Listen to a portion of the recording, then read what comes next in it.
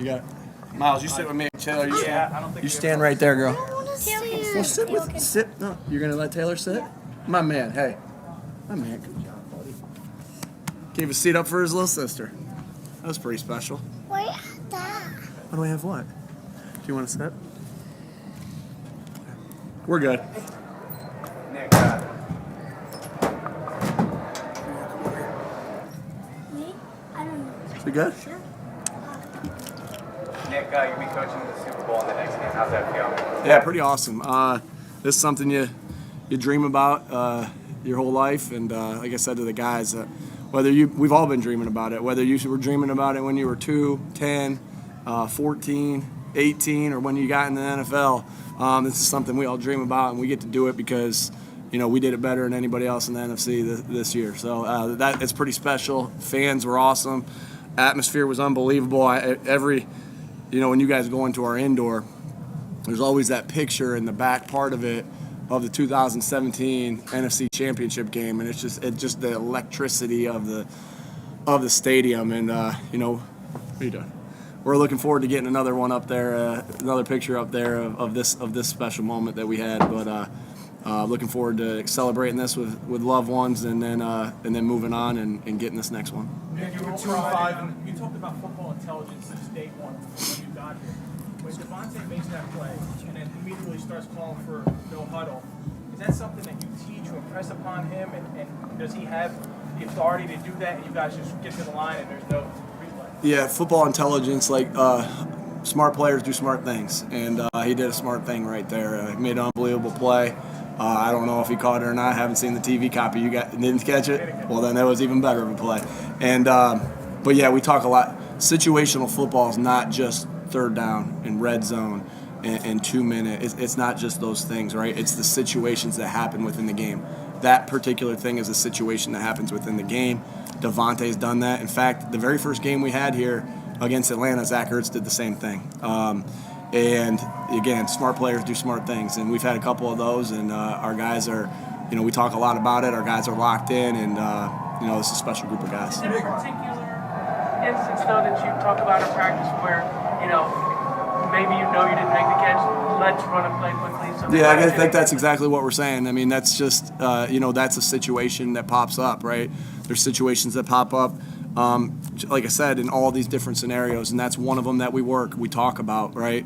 Going into our Giants game last week, we saw the Giants actually do that in their playoff game against Minnesota. Now, sometimes you're going to hurry up and run a play, and it's going to be, and there wasn't going to be a question to it. But if there's any question in your mind, and we go no huddle anyways, but if there's any question in your mind, you go. And Devontae did a great job. I'm going to say he caught it, though, so I'm going to say that because it was a pretty sweet catch. But Devontae did a great job, and Jalen did a great job of getting the guys in the line of scrimmage and running the play. Nick, you were 2-5 in the middle of last season. You guys are getting a lot of heat. Did you imagine this is where you would be nearly a year and a half later? Honestly, when you think about the present and only about the present, you don't think about what's going to happen 2 years down the road. You don't. You literally say, and I think that was the biggest lesson of being 2-5 is, hey, we got a big hole to climb out of. And if I look at this mountain and I say to myself, I got to climb this mountain, it's going to be a big challenge. It's going to feel like too much of a task. But if I look at that mountain that we were in and say, we just got to climb this part today, and we got to climb this part tomorrow, we got to climb this. You don't think about it. You just think about the part you climbed today. I think that's what that teaches you. And so you don't think about what could happen 2 years down the road. You just put the work in, right? You just put the work in each time, over and over and over again. And you know what?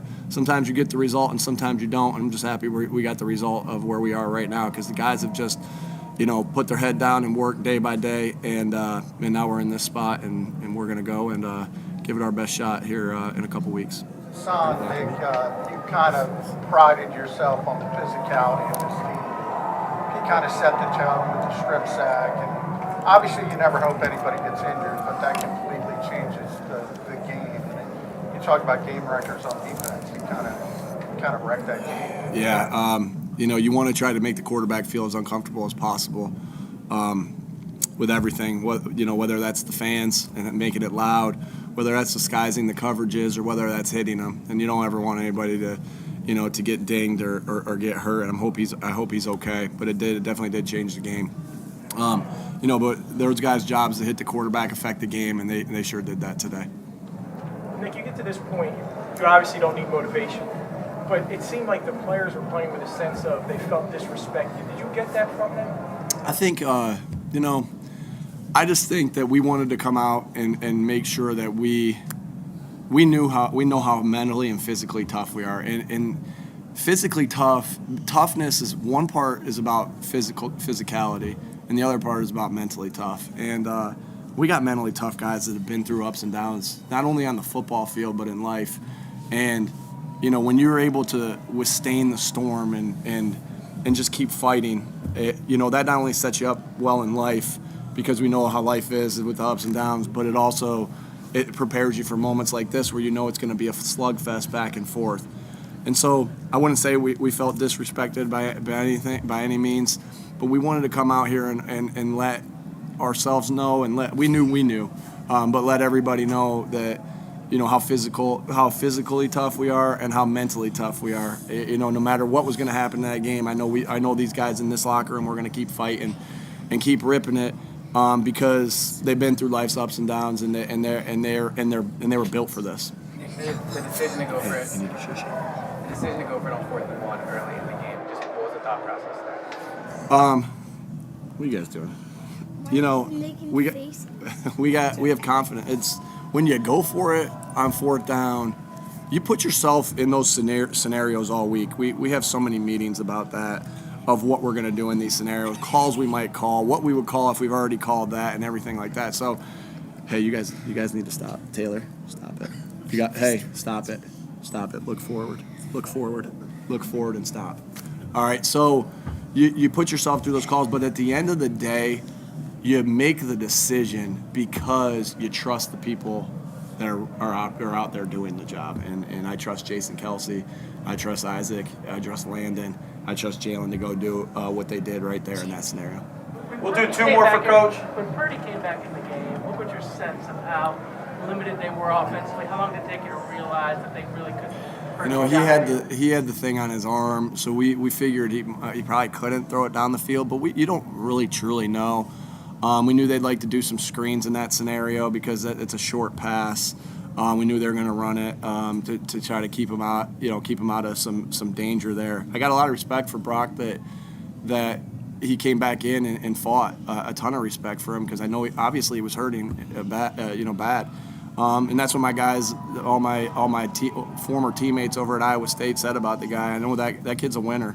And he obviously showed a great toughness today to come back in when his team was in a bind. But you don't know quite until you see the game plan unfolding a little bit. I think once you get them in third and mediums and stuff like that, and they're not pushing it down the field, I think that kind of gives you an indication. So it took a little bit of time, but not too long. You lost last toss again, got a chance to have the football first after San Francisco deferred. Second playoff game, second time you went right down and scored. What's it mean to set the tone like that? Yeah, it means I know I'm going to answer questions all for the next 2 weeks from you guys and say, are you going to take the ball, start it off, or are you going to do what you did? And each game's a little bit different, but it was great to set the tone there and get the lead, right? And get the lead and put them behind. Taylor, stop it. Taylor, stop.